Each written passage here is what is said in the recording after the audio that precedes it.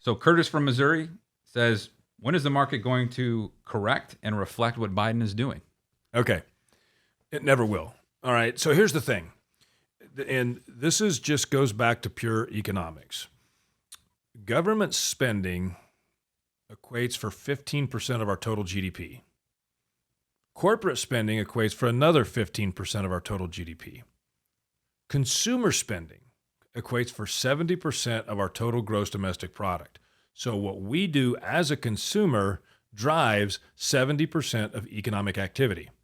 The thing that drives me crazy more than anything else, Chris, is that our politicians want everybody to believe that it is they, the politicians, who are the ones that are making things great. And the reality is that it's us. Right. It's us waking up in the morning and brushing our teeth and turning on our electricity and driving our cars and going out to eat and, having birthday parties for our kids and doing, events, going to concerts, going to sporting events. It's us living our lives that drives 70% of our economic activity. Now, can Biden slow economic activity because of,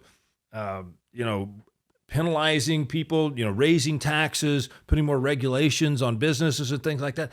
Yeah, but the impact is so small, and it takes a long time for that to take effect. So what Biden's doing today is all about what, his party is known to do, which is want to grab more power, make everybody believe that it's them that is why America is so great. But the reality is, Americans are why America is so people. great. Yep. Yeah. Driving the economy. It's what we do. So it's a great question. It's one we get all the time. So, politics don't affect the market the way that everybody thinks they do. Yeah. Markets don't favor a political party over the other. That's right. Connie H. in Missouri, supposedly the government may mess with our IRA and 401k accounts. What can we or she do to protect that? All right, let's pair that up with Billy M. in Missouri. He says, what's all the noise we're hearing about 401k being in jeopardy from the Biden administration? And the reality is this. So there's a lot of talk out there. The only thing that's actually been signed into law is the Secure Act.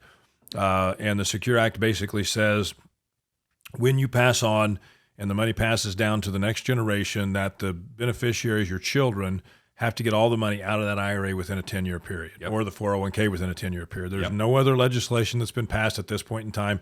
So anything else that people are hearing is simply noise, right? And so until we have legislation, there's really no way to plan for it. There is talk about limiting the size of IRAs. So there's talk about limiting the size of an IRA to $5 million. If you get more than $5 million in an IRA, a Roth IRA, you're capped out. You can't get any bigger than that, so you have to start taking money out.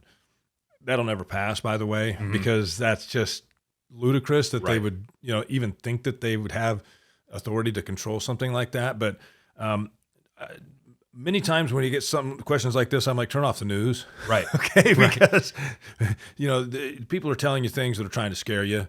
And in a lot of cases here, they may be trying to scare you to sell you a financial product. So really be careful. Well, not only that, you and I joked offline before this, when we talked about the same conversations were had when Roth IRAs were started. Right. And we know the benefits of Roth IRAs. So it's important that we put down the pitchforks just now until we see how this could possibly benefit us before we start getting angry. Yeah, it's interesting because back in 97 when Senator Roth introduced the Roth IRA, which I said at the beginning of the program today was one of the best pieces of legislation ever written, I had clients and I'm like, okay, this is the best thing ever. Convert it all. Yeah, eighth wonder of the world. Do it because you can spread the taxes out over a 4-year period. And I had people going, oh no, that won't. No, I would never do that because why? I don't trust the government. And what's to say they won't change that law again in the future?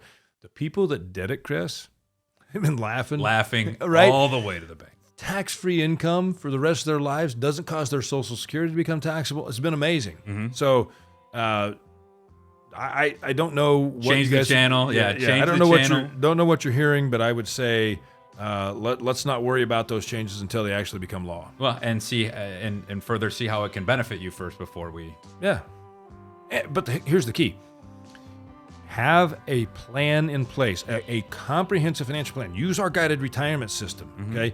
And if you do that and that plan's in place, then you go, oh, there's a tweak to the law. Let's apply that to the plan. You can say, oh, here's how it affects it. And if it doesn't affect it in a meaningful way, then you don't make any changes. If it affects how it's going to pass to your beneficiaries, you make that change. If it affects your ability of how much you're going to get in income and be able to spend, then you address it at that point in time. Oh, that's a great point, Dean, is that I know that we here have conversations all the time about what ifs and what coulds and things like that, only in the context that we show that we can pivot with our plans. It's not a matter of we're nervous about it, but I think it's important that all the listeners out there sit and think about is, hey, do I have a plan that can pivot in the event of something that could happen? Not that we're worried about it, but can I pivot? Yep, you have to have it.